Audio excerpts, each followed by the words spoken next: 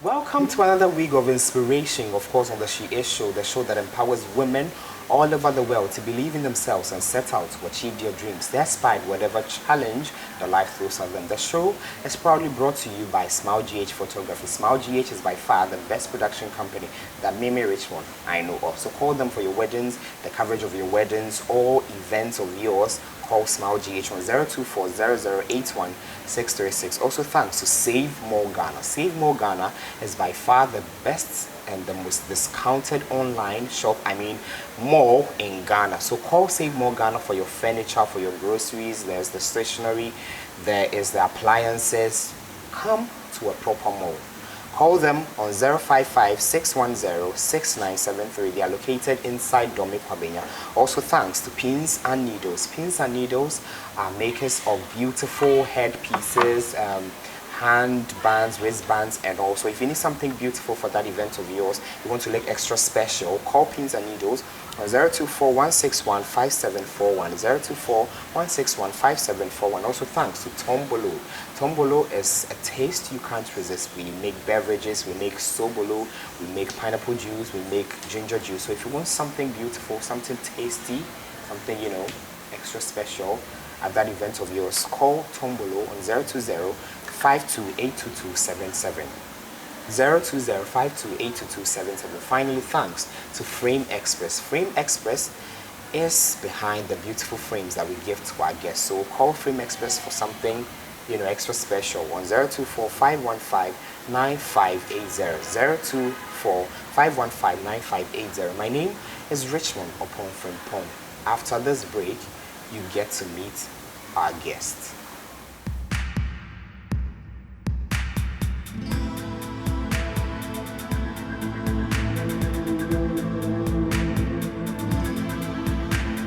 Welcome back. Today on the show, I have Mr. Kabutey Ocansey.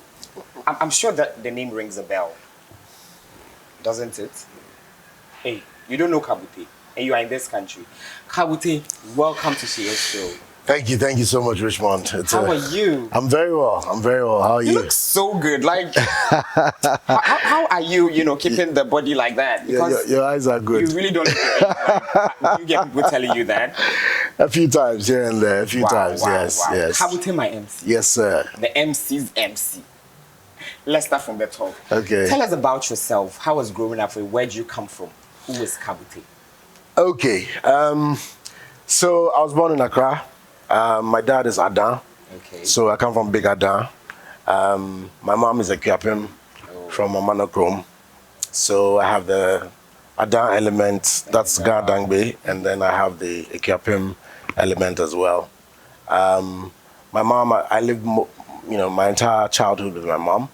So my mom was an agriculturist at the Ministry of Agric. She worked at the Ministry of Agric.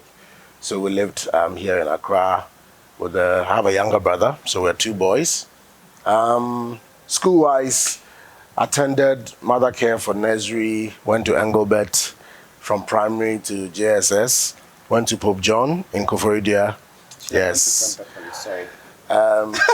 They would have been honored to have me. Okay. And then Pope John. But my younger brother went to Prempeh College, so that's fine. That's why you're correct. So, yes, went to Pope John for read science, and then I went to KNUST, read biochemistry for my first degree, did my national service, went back to read to KNUST again to read food science and technology for my master's degree. And then I went into the field of work. I worked in consulting for some years, but I've always had a passion for the arts, creativity, and etc. So I veered into theater. Okay. So I auditioned and joined, got accepted into Roverman Productions, Uncle Ebo White's theater production company, as a cast member. So I was a part-time cast member for about a year. Within that same year is when I started my journey as an event MC. Which year was that? When you... This was 2011. Yes, this is 11 years ago, this year. So I started MCing and theater about the same time. After about a year doing theater part-time and pursuing my MCing career alongside working full-time with the consulting firm, I chose to leave the consulting firm. Okay. And just when I did, an opportunity opened up at Roverman Productions to help set up our business development unit. Okay. So I then became full-time with Roverman while still a cast member and still pursuing my MC career as well. Stayed with Roverman for about 8 years. Wow. As head of business development, yes. And then eventually decided to pursue the adventure of being a full-time entrepreneur, okay. Basically. So the MCing is what is most recognizable because it's in a public space. But I do a few entrepreneurial things on the side as well. Yes. So nice. So, you know, that is a bit about you. That's a bit, we go into details. Sure. So how was your growing up like? How was childhood for you? Tell us some of the fond things that you did, you know, you loved doing. Well, I mean, it's interesting that this is, you know, the She Is show. My entire growing up was really nurtured and molded by women. You know, my mom, wow.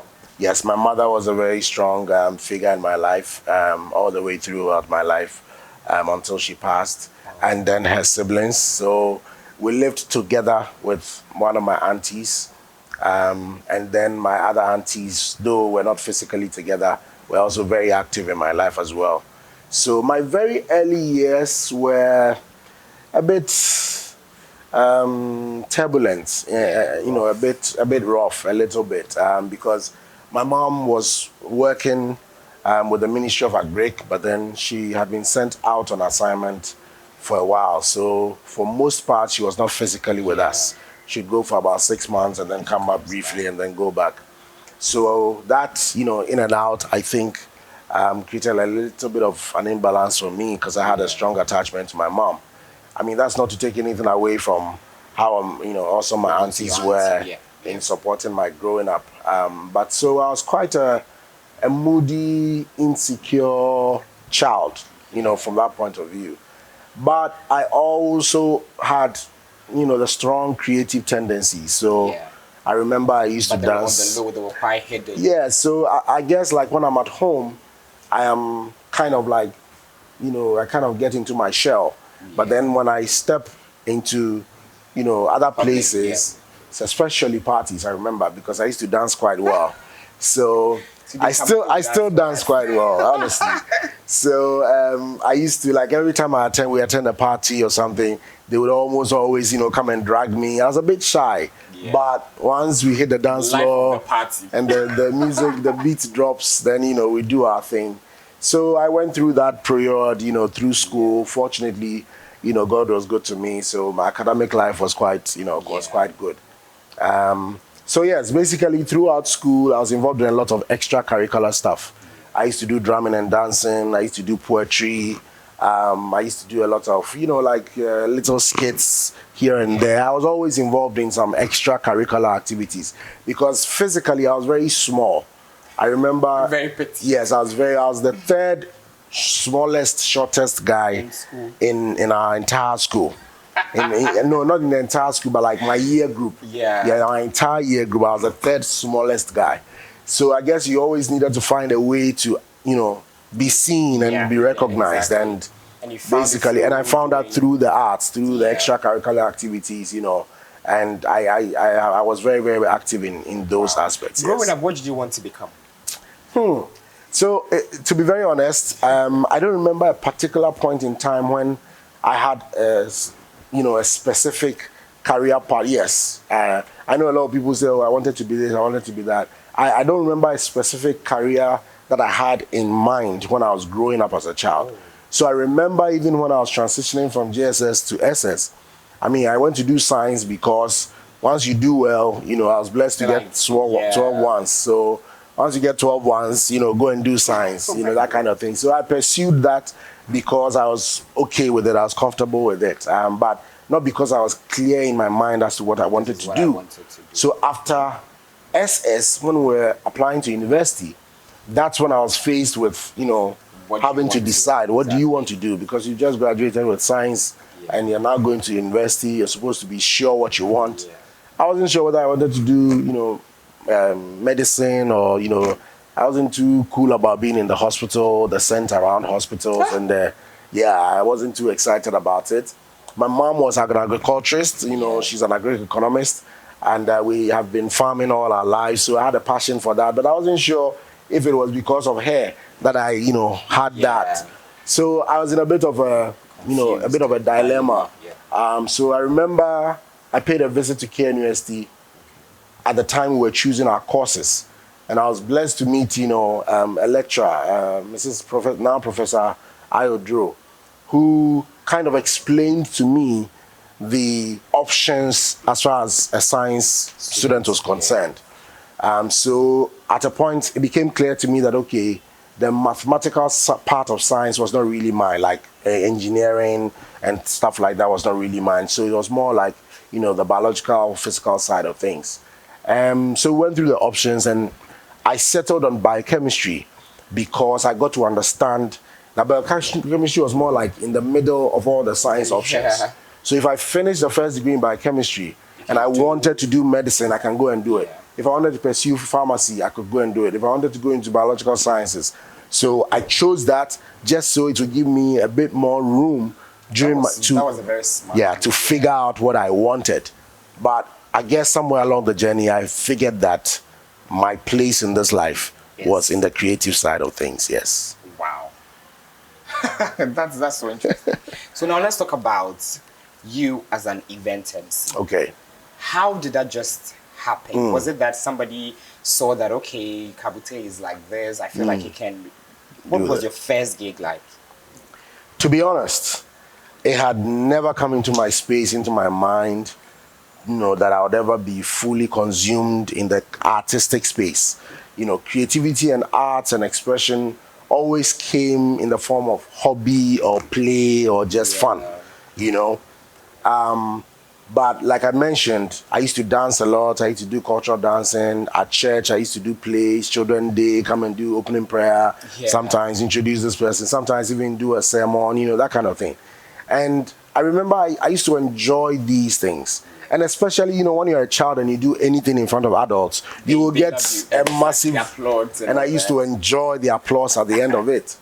So I became, without realizing it, now when I look back, I realize that that was really the formation of my ability to be comfortable in front of an audience, because I had done a lot of these kinds of things.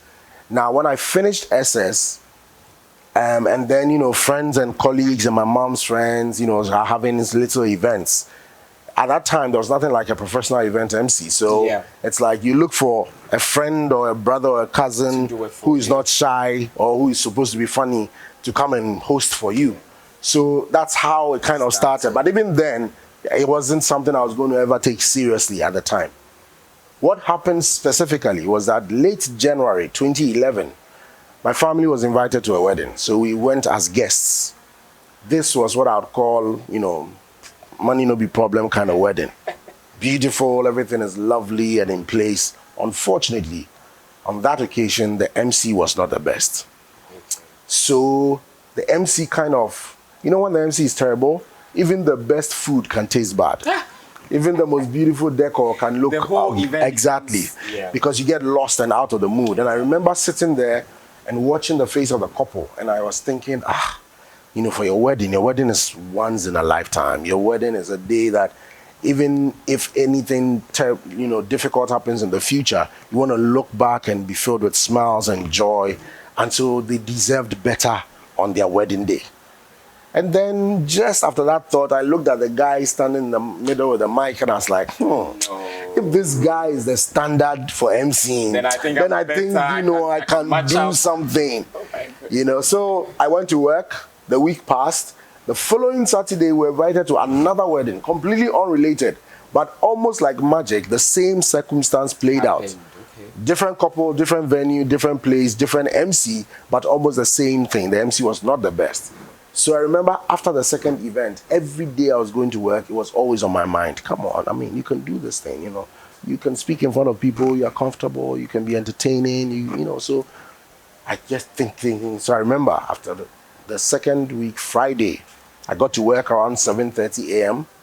That time, Facebook was relatively new. Instagram was not even in at the time. System at all. I just went to Facebook, I created a page, Kabutey my MC. No picture, no video, no profile, no description, nothing. Just the page, the raw page. I closed it. I went to about my work. After lunch, around 1 o'clock, when I came back to the office, just out of curiosity, I went to open the page, and guess what? I had received my very first inquiry. That first inquiry became my very first event as a professional MC. This was 30th April 2011. It was a wedding, beautiful wedding. We planned, we went through the processes. I tried to get material from different places, but I really didn't get much, so I really had to create a lot of things myself. Fortunately, we showed up for that day, had a wonderful event, and as the event was going on, people kept going to the bride and the groom and asking them, who's this guy? Where did you get him from? Is he or what? He's like, I found him on Facebook. So they would come to me, and I remember I didn't even have a card. I had nothing. So the tissue papers that I took them, folded, and I wrote my numbers on. And that day, that first event I ever hosted, I was booked for 6 other events at that event. Wow. And that's how this journey started. And here we are, 11 years later, almost 1,200 events later. God has been good. Yeah. Wow, we are still getting to know our guests. We continue this interview after this break. Don't go nowhere.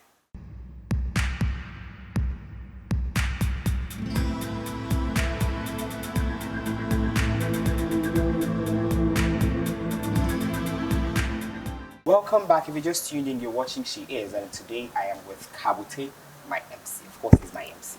Kabutey, yes, so we're talking about how you started the MC journey, and it's been 11 years and you are still on top of it. Like, I must say, thank you. As soon as I see your picture, I'm like, this person is happy. I want him at my wedding. Because, like, yes, like you said, the wedding is like just once in a lifetime. That's true. And so it has to be enjoyed. It has to be a happy day and all that. Forget whatever problem you have. You have to just have fun. Now, let's talk about how this journey has shaped your life. I'm sure you have met people, you have met industry players that maybe if you were just at home or doing your consultancy, you would have met them, but it would have maybe taken a bit of time. How has this whole journey shaped your life? Oh, absolutely. I mean, in a very, very significant way. Essentially, events have become almost like the galvanizing point for me in my life. Has become very significant in my space. And the significance of it, number one, just like you mentioned, is the networking opportunity it gives you. You know, the platform it gives you to be welcomed into spaces, by individuals whom ordinarily you may struggle to be able to, get the attention or reach. Because all kinds of events, I mean, weddings, corporate events, corporate parties, launches, funerals, these are all very intimate events and very important events for people involved in it. So it has a very strong personal attachment. And so when somebody is planning a wedding, whether it's their wedding or the wedding of their son or their daughter, or they are very invested in it and they are really a part of it. It's an emotional process that they are going through, and they are very sensitive about it. They have a certain expectation and all of that. So when they choose you as the MC, essentially on the day you are representing not just the couple, you are representing the parents of the couple, you are representing the entire family, and you are showcasing them to their guests and their, the people who are showing up for them to honor them. So the responsibility is beyond just, being an MC. You understand? For that day, even though the father and the mother are there, it is you who are standing in their place. It is you who are speaking for them. So the way you make their guests feel and the experience that you deliver is directly translated to them. If they have a good time, they will go to the parents and say, "Oh, your event was beautiful. It was lovely." If you make a mistake, they will go to them and say, "It was a bad," that kind of thing. So even though you are delivering, it's not really about you. And so because of that, when the process of planning an event all the way through to execution gives you the chance to really connect at a very intimate, in a very private way with people. So you are welcomed into homes, you are welcomed into certain offices, you have become a critical part of that all-important event for them, and they open up to you in ways that they would not ordinarily open up to a stranger, because in reality that's what you are. You are an absolute stranger to them, only that because of the track record you come with about your ability to host the event and host it well, you have now become a part of them, and you are actually representing them for the event. So number one is the networking opportunity, the chance to meet people. And life is all about people. I tell people, everything you do it with somebody, for somebody, against somebody, through somebody. So there's always a somebody involved. With somebody. Exactly. So the more somebody's that you have a positive relationship with and a positive impact with, the better it is for you. So obviously, just by those networks, you get the chance to also leverage that in outside of the core event space, for whatever it is that you are trying to do and build for yourself. So that's number one. Number two is really the experience of the events itself. Events are so core, they are so private, they are so sensitive to people that when you give them a good time and you build a great experience for them, you are connected to them for life. And it is like the life journey. So somebody's having a wedding, you host it for them. If they're happy about it, when they have their child and they're doing a naming ceremony, they will call you back. If their parents celebrates a milestone birthday, 60, 70, 80, they will call you to host for their parents. If their office is doing an event, something, they would get you connected, unfortunately, life as it is, if at some point in time they lose somebody who's important, they would invite you. So you essentially become a part of their life journey, and you become that invisible cord that weaves through for them. So events have become key for me. It has been a blessing in raising a profile of recognition and acceptance for me. And I don't take that for granted. So people always say that life is whom you know, but I keep telling people it's not whom you know, it is who knows you. Exactly. Because let's put an analogy here. Me and you sitting here, we know the president. How does our knowing the president, how has it benefited us? No. Yeah. But if the president knows you, exactly, that's what makes the difference. So events have given me the chance to be known and recognized and appreciated by within certain quarters, amongst even my own peers in my own family. It has brought a certain level of appreciation, and it is valuable. I won't take it for granted at all. And then of course, it is service that I provide, and that service comes with a reward as well, and it has also been a financially beneficial enterprise for me as well. Yeah. Now, how lucrative is this MC thing? Because now it looks like people are kind of gearing towards that, but they do not think about, I think an MC should have a personality. It should be something that you love to do. You shouldn't just do it because you feel like there's money in it.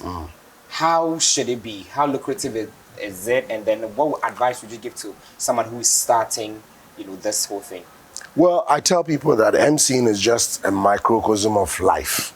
Yeah. So the process and the characteristics of MCing is no different from any other thing.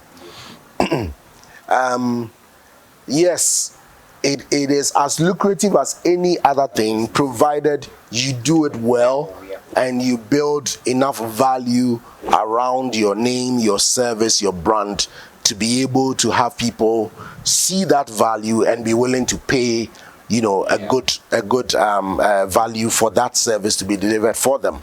So just like everything else, there are many contractors, but not all of them are getting jobs every day. You understand? There are many drivers, but they are drivers without cars. There are many police people, but who want to become police people, but it's not everybody who's been accepted into police. So that's how it is. So I tell people, yes, because of the nature of life, and nowadays opportunities are not overly abundant for people. So most people look in the market and find something they think is now the new thing. And then they think it has a low barrier of entry and yet has a high return. And so let me also go and do some, you understand? I would be honest and say I was blessed to come into this at a time when the emceeing industry, let me call it, or sub-industry, did not really exist. Exactly. Okay, so I was blessed to be one of the, contemporary MCs to become full professional event MC. Because most people came into MCing either through media, radio and television, or through entertainment, like movie industry, etc. Otherwise, then within the cultural setting, you had the linguist or chiame kind of thing. But as a professional event MC with a price tag and consistent business, I would say I was part of the first generation contemporary MCs. So I stepped into this at a time when it did not exist, and therefore there wasn't also much competition. But the barrier I had to face was that I had to create it myself as I was going along. Today, the dynamics are completely different because today there are several other recognized MCs, so there's competition in the market, and then there's also a greater expectation in the minds from the client point of view, because nowadays it's not just good to be a good MC. You have to be a good MC who comes with a profile, who comes with added value. Because the person wants you to come and do a good job, but they also want to say, so and so was my MC, to host my event. So for people who are starting up, I keep telling them, start from the basics.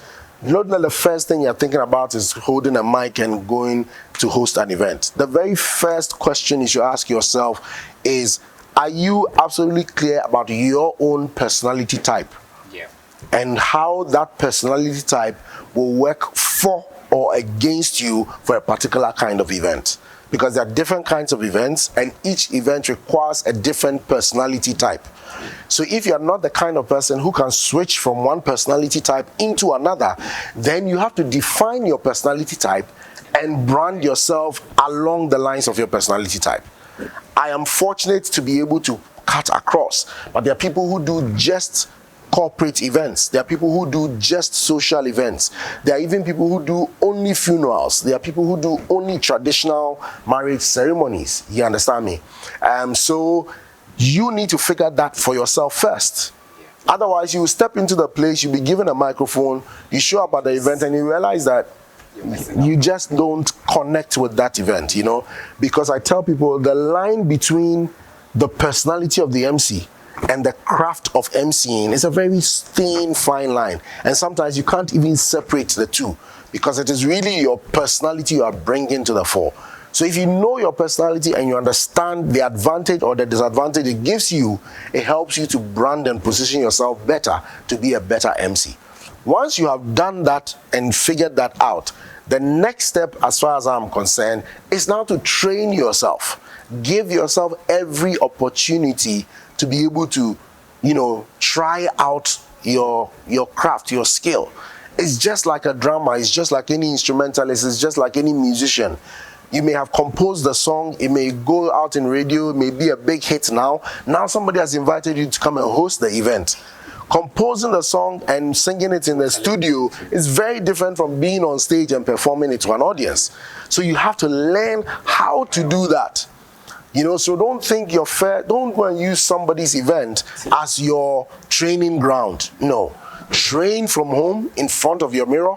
When you finish, create small opportunities. When 5 of your friends are going out on a Friday night just to go and hang out somewhere, volunteer yourself to be the MC of that sitting. It is an event. When your family has a meeting, volunteer yourself to be the MC for that event. When your church is doing harvest, children's day, youth day, choir day, whatever, take that opportunity, because you will learn the soft side of things, the things that nobody can teach you, but you will figure out, you will know how, you will get experience on how to speak yourself, your choice of words, how to vary your voice, how to create excitement, how to create anticipation, how to create solemnity. Those are things you will learn with experience on those soft events. And because these are events within your network, the pressure is not as much as if somebody had paid you to come and do an event. So when you use those ones to build the craft, and as far as emceeing concerned, there are two sides of emceeing. There's the science of emceeing, that is how to do what, when, and where. And then there's the art of emceeing, which is the skill, the creativity, the passion that you bring. I can teach you the science. I can talk to you about my art, but I can't make you execute the artistic side of emceeing. That one, you have to bring it yourself. And it's only with constant exposure, practice, making mistakes at smaller platforms that eventually gives you the chance. Now, when you feel you have gathered enough experience to now want to get into the commercial space, now the next thing you do is take advantage of the relationships and the networks that you have within your circle of friends and family. Present yourself to them, brand yourself, take a few pictures, get a professional page. You don't have to go and pay money, or just do it yourself, but let it look good, let it look appealing, so that they know. Then you started, then a friend of yours will invite you, an old schoolmate will invite you, or this will invite you, this. And by the way, all the events that you were using as your training ground is also opportunity for you to generate content that you can now use to market your services. So that eventually that transition between training events, quote and unquote, and commercial events will now have a natural, evolution. And then eventually, anytime you are given the chance, you have the blessing to hold the mic at an event, don't take it for granted. Kill it like your life depended on it. Kill it like your life depended on it. That's quite a process, but I mean, it's very necessary that you go through all that to become that refined MC. Absolutely. We love what we see whenever I go on your page, like I get happy. Oh, thank you. Thank you. Now, Kabutey. Yes. While talking, before we went to the first break, you spoke about the fact that your mother has played a very important role. You are really attached to you. This is the She Is show. That's right. We appreciate women. We want to empower women. We want to talk about that woman, that female figure that has impacted your life, that has helped you to become what you are today. Let's talk about her and appreciate her. Well, I mean, my mom is passed. This is 7 years since she's passed. And it never gets old. Every time you talk about it, you kind of get a little bit emotional. For me, my mom is literally has been my anchor in this life. Every father figure I had was because of the graciousness of my mom in being, in having the opportunity to have those individuals to be available to serve as father figures for me. So, but for her, I wouldn't have had those kinds of people pouring into my life as well.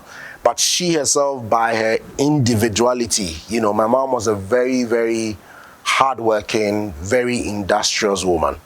She was blessed to have had a good education, was working with the Ministry of Agric, went all the way to retire as a, Director of Policy Planning, Monitoring and Evaluation Division. But she never wore her, academic credentials on her shoulder. And my mom, she's a civil servant. So automatically, you should know in terms of the financial, level that she was. And so because of her desire to not deny her two boys any opportunity by virtue of her being a civil servant and the financial ceiling that brings to you, she then decided to explore every possible entrepreneurial avenue that she could attach or add on to increase the financial base of the home so that her children will have the best opportunity. So when a lot of people within her, circumstances would take their children maybe, no disrespect, but to public school, my mom decided that she would do whatever it takes to take her children to private school, private preparatory school. We lived in government bungalows at Airport Residential Area, and all the schools around us that she felt, were good enough for her children were private schools and very expensive. But she decided that's what I'm going to do for my kids. So because of that, my mom would do anything. My mom would drive to the eastern region, go and buy gari, cassava gari in sacks, drive them back to Accra. We will sit in our living room, our kitchen, we'll bag them into Olonka bags. She would put a small sticker on it, and we'll go out to the ministries and go and sell gari to make a profit. Oh yes, to make a good profit, on it. She had a farm, so we would go to the farm every time. We would do weeding ourselves, we would do planting, we would do harvesting, all kinds of things, because she felt if I'm working in the Ministry of Agriculture, I should have something to show, to be an inspiration that Agric is viable, and an important part of the country's economy. So she would not let that go. We were rearing all kinds, sheep, goat, pigs, we're doing all of that.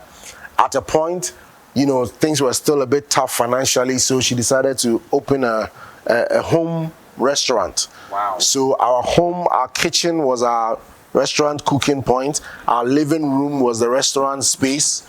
So she would go to work. We will start in the morning. She will prepare a few things halfway. We will carry on. She'll go to work. She'll come back home maybe just around before 12. Then we had a number of government offices around our area. Ghana Airways had their office and a few others. So we sent out leaflets, A4 sheets. We have printed leaflets to say, oh, we serve, lunch here, and they will come. So she'll close from work at the ministries, not close, but she'll leave work at the ministries at 12, come home, we will serve our customers in about an hour or so, and then she will leave and we'll continue. My aunties and us will continue and do all that. So that was, there. If she went anywhere north and she saw some nice material, some batakari, whatever, she'd buy what she can, bring it to Accra, we will sell. If she goes to the sea, on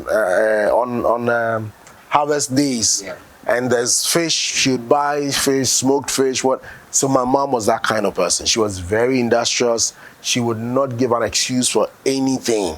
She would put her shoulders to the wheel. She would get in the debt. And I remember there's a profound experience I will never forget. She had a friend, a very good friend of hers, who had left Ghana to somewhere in Europe, I think Italy or something, for many years. And when people travel out, they see themselves as bigger and better. So she came back down and she came to visit at home.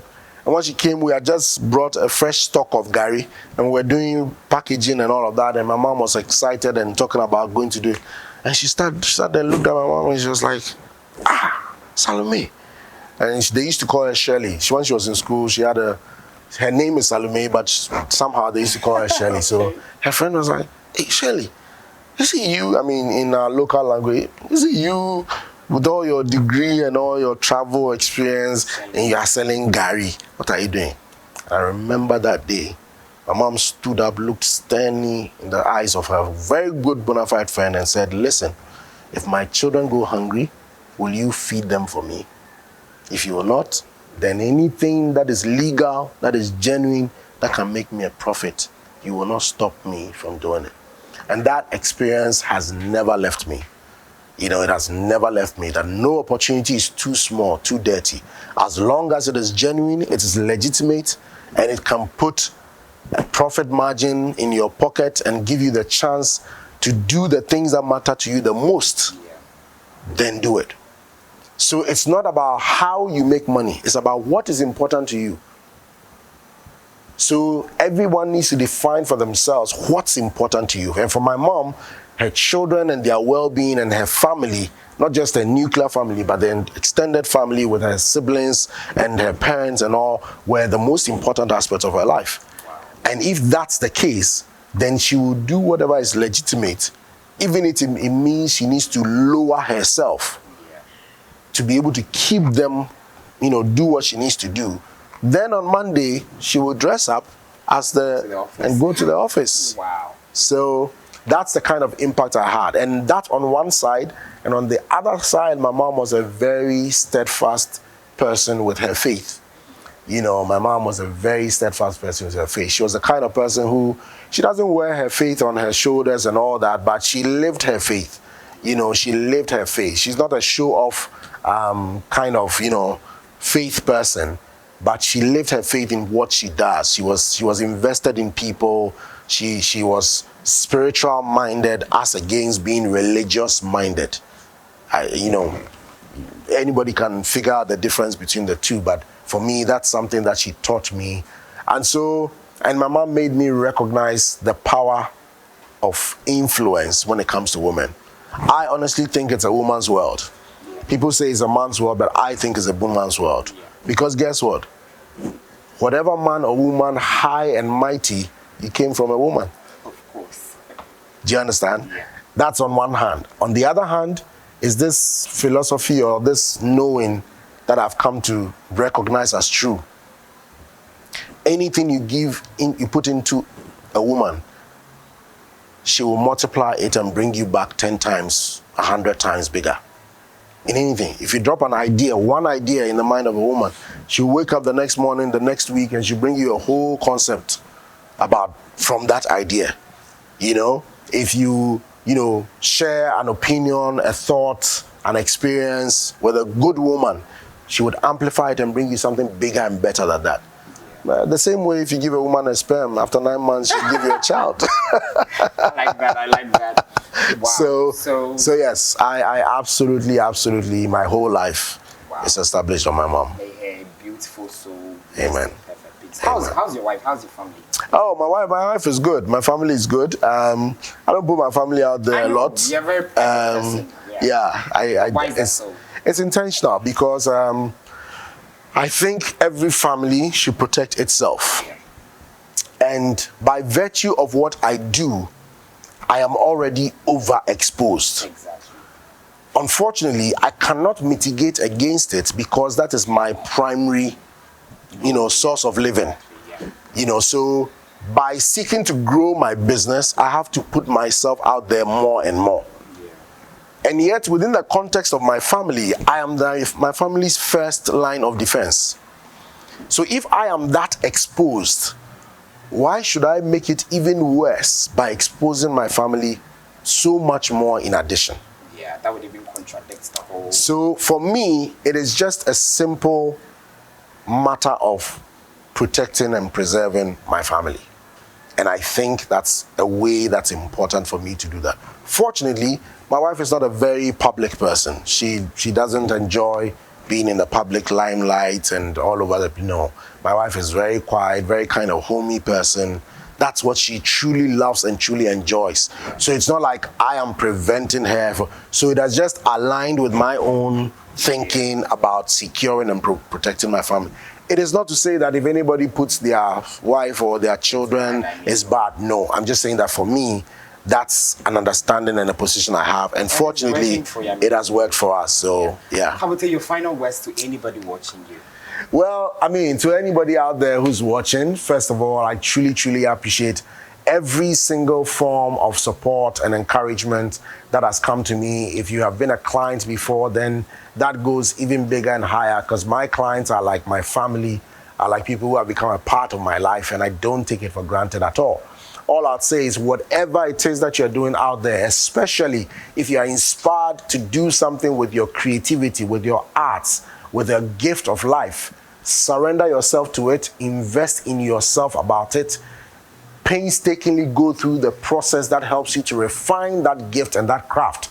And when eventually you are blessed with a chance to be on a platform and to deliver that for commercial value, give it all the best that you can, because I promise you, when God blesses the gift of your hand and of your heart, it will always come with amazing results. Thank you very much, Richmond. I truly appreciate being here. It's an honor having you on the show. Thank you. But you know what we are doing after this break, right? After this break, we get to find out how smart our guest is on the Smartness Level segment. We will be back.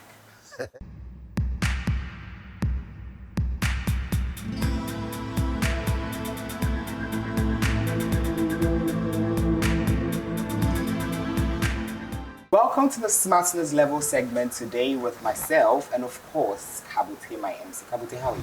I'm good. I'm a little anxious right now, No, don't but be I'm good. You have made noise about you. For real? You're a very smart gentleman. All right, Yeah. let's do it. Kabutey, on this segment, you answer 4 interesting questions. Okay.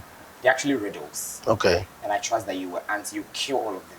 Wow. You kill, aside, I know you kill it, so let me add you. Aside you killing it, I mean, Aldebra has been the only guest that has, killed it. Really? So, yes, so you have Pressure. to. You have to, like, match up. So, Okay, let's see how it the goes. first question, all the questions are actually from our sponsors. Okay. Okay, so we have 5 sponsors, and then each question corresponds to a sponsor. So, after this first question, which is from Frame Express, is one of our sponsors, you would have to spin the wheel.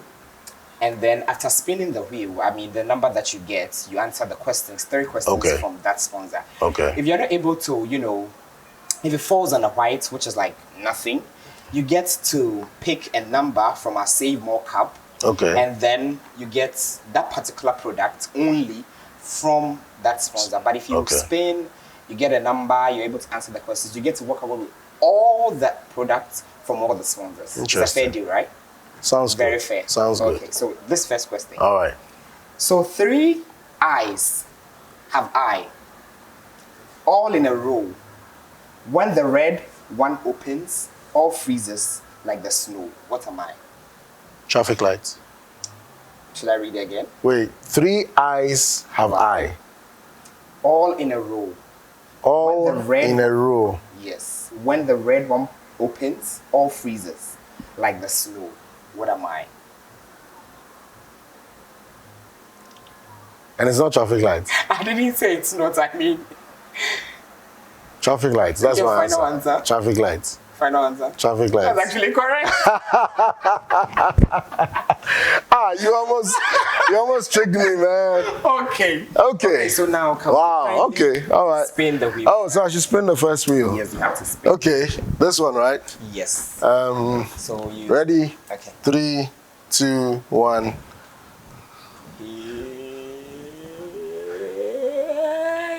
Okay. That looks like it's between them. Okay. Can you spin again? Oh, for real? You have 3 spins. I have 3 spins. So I think you should spin from this side. From this side. Okay. This way, right? Yes. So let's go. Okay. Are you sure this thing is balanced? For the last time. Are you sure this thing is balanced? Very balanced. Let's go.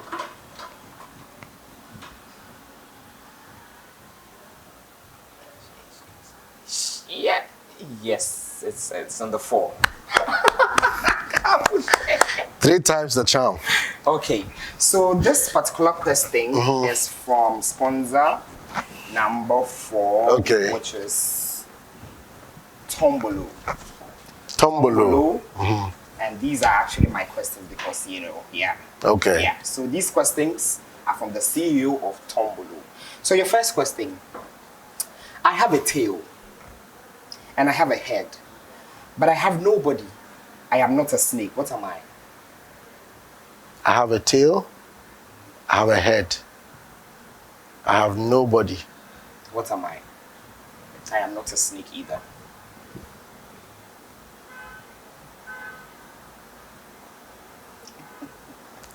Please repeat it again. I have a tail and a head, but I have no body.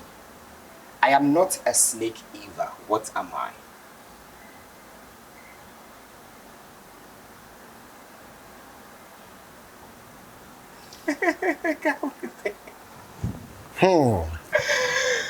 Okay. Tail, head, no body. Yes. And I'm not a snake.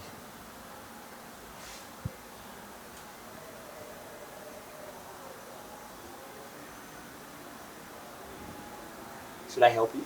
Give me a clue. I think it's a currency. I have a tail, And a head, but nobody. no body. And I'm not a snake. Yeah. Oh, a coin.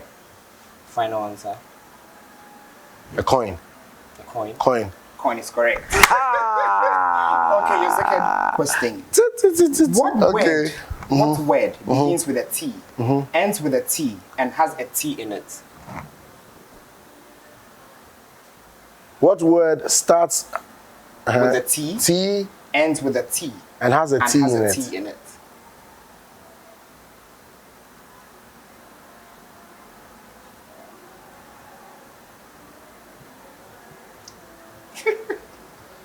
T. What am I? What is the word?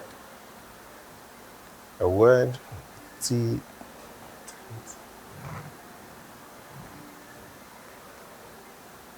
Should I help you? The clue. A clue. No, this one, if I say you get it. T with a T in the middle.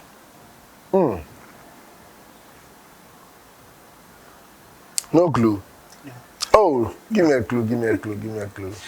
Okay. So, as used to keep stuff warm, you can, actually keep your hot water, an egg, something like that. You like you're traveling, you still want your, your warm water still warm. You can still put it in it for your beverages, whatever. So I'm counting up to 5. 1, 2, 3, 4, 5 with a teapot. Oh, teapot. So it starts with a T, ends with a T, and has a T in it. So it's a T. The T is the content in it, like. Oh, that was smart. Exactly. Okay, that was smart. So the final question. That was smart. The final question. Okay, yes. Okay. What word becomes shorter when you add letters to it?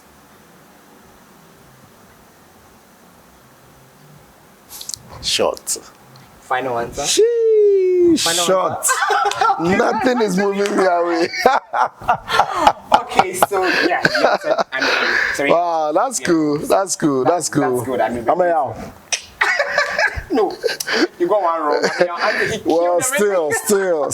Okay, so I mean, Kabutey, thank you so much for coming on. Thanks, the show. Richmond. But on the She Is show, when you come, we do not leave you to go like that. So we have something, for you. Okay. From all our sponsors. So Okay. the first is something that really looks like you from Frame Express. So are you ready? Yes, I am. Kabutey, are you sure you're ready? Yes, I am. Something that really looks like me. Is for you. Oh my goodness.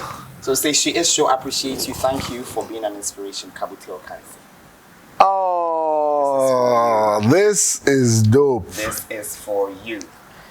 So you can keep this here.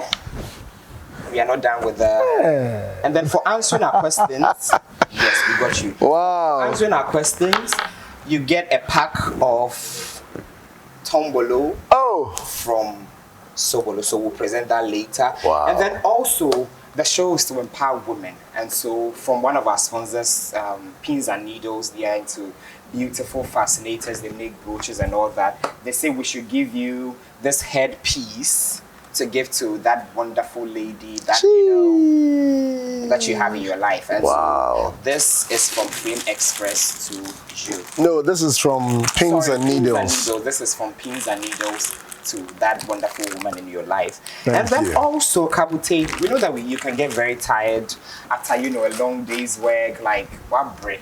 So from Amore Beauty Spa, you can get, a massage, they can give you a pedicure, manicure and all that. So they get to contact you and then you go with this for your package. That's my kind of language. Okay. So Amore Beauty Spa. Yes, Amore Beauty Spa. Thank you. This one, I keep it and here. So would love to say thank you so much for coming on the show. Thank you, I Richmond. appreciate what you do. You really taught us a lot in your line of work, and then I'm sure our viewers have really learnt a lot. And so keep doing what you're doing. But my wedding, you are still going to be my next. Find a woman and we'll talk. That is it. Later. And so this is how we wrap up an amazing episode of your favorite show, She Is, the show that empowers women all over the world to believe in themselves and set out to achieve their dreams despite whatever challenge the life throws to them. The show is proudly brought to you by Smile GH Photography. Smile GH is the best production company that I know of, so I recommend Smile GH for you for your weddings, your anniversaries, your photo shoots. Call Smile GH on 024 0081636 024 0081636. Also, thanks to Save More Ghana. Save More Ghana is the most discounted mall in the country. So if you want furniture, groceries, your stationery, anything, you know, they have home appliances, come to Save More. They are located inside Dome Kwabenya. Call them on 055 610 6973 055 610 6973.